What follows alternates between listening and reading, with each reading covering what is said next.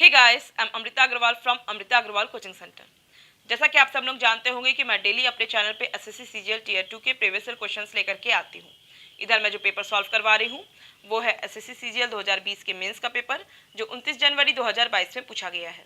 इस पेपर के बहुत से क्वेश्चंस ऑलरेडी मैंने सॉल्व करवाए हुए हैं, जिसका लिंक आपको डिस्क्रिप्शन बॉक्स में मिलेगा, और एक प्लेलिस्ट बनाई है जिसमें अभी तक जितने भी मैंने एसएससी सीजीएल टीयर 2 के प्रीवियस ईयर क्वेश्चन सॉल्व करवाए हैं और आगे करवाऊंगी, उन सब की लिंक उस प्लेलिस्ट में मिलेगी। और प्लेलिस्ट की लिंक मिलेगी आपको आई बटन पे और डिस्क्रिप्शन बॉक्स में। तो अभी जल्दी ही एसएससी सीजीएल 2020 के मेंस के क्वेश्चंस कंप्लीट होने वाले हैं। इसके बाद मैं एसएससी सीजीएल 2019 के मेंस के मैथ्स के क्वेश्चंस लेकर के आऊँगी। तो आज ये दो क्वेश्चन मैं आपके लिए लेके आई हूँ। एक क्वेश्चन ये है और दूसरा क्वेश्चन है ये। अब स्टार्ट करते हैं क्वेश्चन। क्वेश्चन है, the ratio of the distance between two places A and B to the distance between places B and C is 3:5. A man travels from A to B at a speed of x km per hour and from B to C at a speed of 50 km per hour. If his average speed for the entire journey is 40 km per hour, then what is the value of x minus 10 ratio x plus 1? बहुत simple question है, आप इसे oral solve कर सकते हैं। मैं आपको explain करती हूँ। एक्सप्लेनेशन आपको अच्छे से क्लियर समझ में आ जाएगा, तो जिनको इस टाइप के क्वेश्चन में प्रॉब्लम भी होती है वो भी आगे से इस क्वेश्चन को ओरल सॉल्व कर पाएंगे। तो क्वेश्चन में क्या कह रहा है कि ए बी सी तीन प्लेस है, ए से बी और बी से सी की जो डिस्टेंस है उसका रेशियो दिया है 3:5। कह रहा है ए से बी तक जाने के लिए जो स्पीड व्यक्ति ले रहा है, जिस स्पीड से जा रहा है ए से बी, वो है x किलोमीटर पर आवर की स्पीड, और बी से सी जाने में वो जो स्पीड ले रहा है वो है 50 किलोमीटर पर आवर की स्पीड। क्लियर है? और कह रहा है कि एवरेज जो इसकी एवरेज स्पीड है वो है 40 किलोमीटर पर आवर। तो बताइए कि x minus 10 ratio x plus 1 क्या होगा। ओवरऑल पहले आपको x निकालना है, x मिल जाएगा तो आप इजीली इसे फाइंड आउट कर लेंगे, इसमें कुछ नहीं है। x निकालने के लिए भी कुछ नहीं है, आपको एवरेज स्पीड का फॉर्मूला पता होना चाहिए। Average speed is equal to क्या होता है, total distance upon total time. ये आपको जो रेशियो दिया है वो डिस्टेंस के लिए तो दिया है, डायरेक्ट इसका इस्तेमाल करिए, इसका वो एक्स फॉर्म में डाल करके उस तरीके से लेने की कोई ज़रूरत नहीं है। 3 + 5 आपको डिस्टेंस हो जाएगी 8, और इसके बाद total distance upon total time लेना है, लेकिन आपको दिया है अलग अलग से ये स्पीड। स्पीड को आप टाइम में कन्वर्ट कर सकते हैं।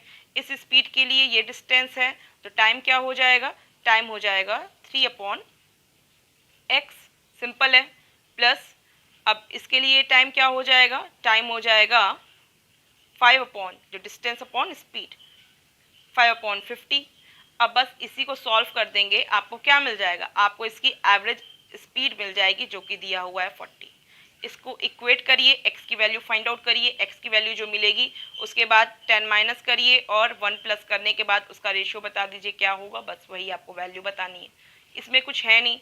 इसको सॉल्व करेंगे तो आप क्या करेंगे, यहाँ पे 3/x प्लस 5/50 करना है आपको। इसका एवरेज कितना आएगा, इसका जो एलसीएम लेंगे तो क्या आएगा, 50x आएगा, 50x ऊपर चला जाएगा तो 8 × 50x, 50x × 8 लिख सकते हैं। और इसका जो नीचे डिनोमिनेटर में आपको वैल्यू आएगी वो क्या आएगी, 50 में आप 3 का मल्टीप्लाई करेंगे, 53 का क्या हो जाएगा, 53 जो हो जाएगा 150, और x का 5 से मल्टीप्लाई करेंगे प्लस 5x हो जाएगा, बस ये हो जाएगा। अभी 150 + 5x क्या हो जाएगा, 40 से मल्टीप्लाई हो जाएगा। 150 को जब 40 से मल्टीप्लाई करेंगे तो आपको क्या मिलेगा, मिलेगा आपको 6000 और 15 4 60, तो 6000 प्लस उसके बाद 40 का 5x से मल्टीप्लाई करेंगे तो आपको क्या मिलेगा, आपको मिलेगा 200, means 6000 + 200x is equal to क्या हो जाएगा, ये क्या है 50 × 8 कितना होता है, 400x हो जाएगा, ये 400x हो जाएगा। और यहाँ से आपको 200x माइनस कर देंगे तो बचेगा आपको 200x, और 200x इज इक्वल टू होगा 6000। इसका मतलब x इज इक्वल टू कितना मिलेगा आपको, x इज इक्वल टू मिल जाएगा आपको 30, क्योंकि 200x इज इक्वल टू 6000, तो 0 से 0 उधर काटेंगे आपको उधर 60 मिलेगा, इधर 2x मिलेगा, 2 से उधर 6 पे काटेंगे तो 3 मिलेगा, मीन्स 30 मिलेगा आपको। तो x की वैल्यू 30 आ जाएगी। जब x की वैल्यू 30 आ गई है तो 30 - 10 कितना होता है, 20 होता है, और 30 + 1 31 होता है, मीन्स आपको फर्स्ट ऑप्शन में 20:31 जो दिया हुआ है वही आपका करेक्ट ऑप्शन है। ओरल क्वेश्चन था, मैंने फिर भी आपको काफ़ी डिटेल कंसेप्ट सारा क्लियर करवा करके सॉल्व करवाया है।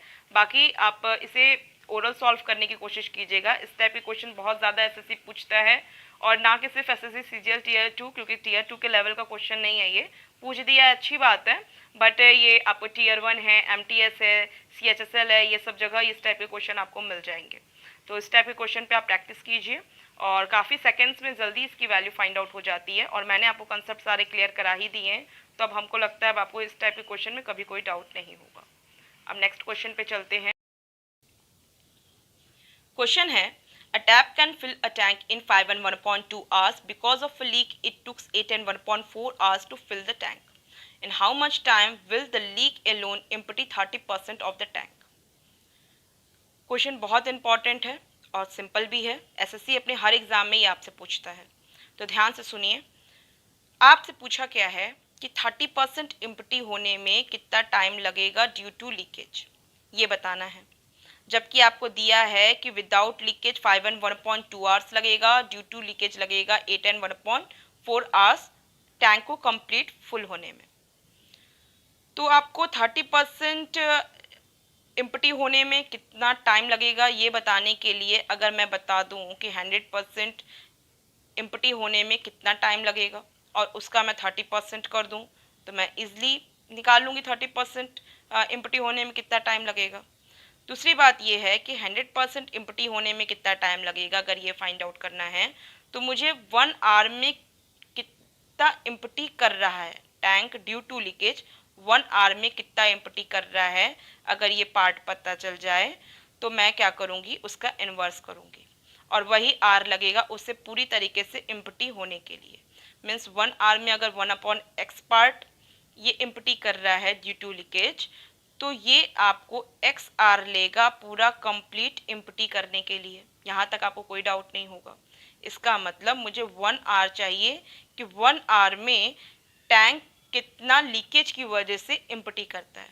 आपको दिया है कि पूरा कंप्लीट फिल होने में विदाउट लीकेज 5 and 1.2 आवर्स लगता है और ड्यू टू लीकेज लगता है 8 and 1.4 आवर्स। इसका मतलब कि जब लीकेज नहीं था तो ये कितना फिल कर ले रहा था, 1 आवर में फिल कर ले रहा था 5 and 1.2 means 11/2 means 2/11 part, 2/11 part fill कर ले रहा था। और ड्यू टू लीकेज ये कितना फिल कर ले रहा है 1 आवर में, 8 and 1.4 मीन्स आपको जो टाइम ले रहा है 33/4 आवर्स, मीन्स 1 आवर में ये विथ लीकेज आपको कितना फिल कर रहा है, आपको फिल कर रहा है 4/33, इतना पार्ट फिल कर रहा है। 1 आवर में विदाउट लीकेज इतना पार्ट फिल हो रहा है और ड्यू टू लीकेज इतना पार्ट फिल हो रहा है। तो अगर मैं माइनस कर दूं लीकेज में कितना पार्ट फिल हो रहा है और विदाउट लीकेज में जितना पार्ट फिल हो रहा था, तो इससे मुझे ये क्या पता चल जाएगा कि 1 आवर में एम्प्टी कितना हो रहा है। क्लियर है, डाउट नहीं होगा, क्योंकि यहाँ पे आपको ये क्या हो रहा है, लीकेज की वजह से ना कम पार्ट आपका भर रहा है, तो जितना कम पार्ट आपको भर रहा है उतना माइनस कर दीजिए, पता चल जाएगा 1 आवर में कितना पार्ट आपका लीकेज की वजह से खाली हो गया है। तो इसे सॉल्व करेंगे तो क्या करेंगे, 33 आएगा, ये हो जाएगा 3 to 6 -4 आएगा 2/33 पार्ट, मीन्स 1 आवर में 2/33 पार्ट ये आपको कर रहा है लीकेज की वजह से मतलब एम्प्टी कर रहा है, 2/33 पार्ट एम्प्टी हो रहा है।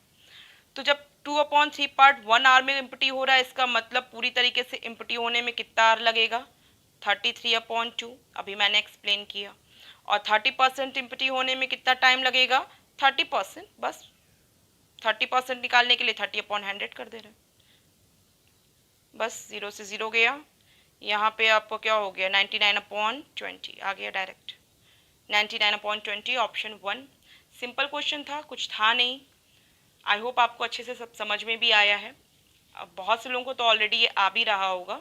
मैंने डिटेल में इसलिए एक्सप्लेन किया कि अगर किसी को थोड़ा इसकी बेसिक में प्रॉब्लम होगी तो आज उसे क्लियर हो जाए। आई होप आपको मेरे वीडियोस पसंद आ रहे हों। अगर आपको पसंद आ रहे हों तो आप इसे लाइक कीजिए, और आपका जो भी रिव्यू हो मेरे वीडियो को लेकर के आप मुझे कमेंट बॉक्स में दे सकते हैं। और आपको अगर चाहते हैं कि मेरे अपकमिंग वीडियोस इजीली मिले तो इसके लिए आपको मेरे चैनल को सब्सक्राइब करना होगा और बेल बटन दबाना होगा। Thank you.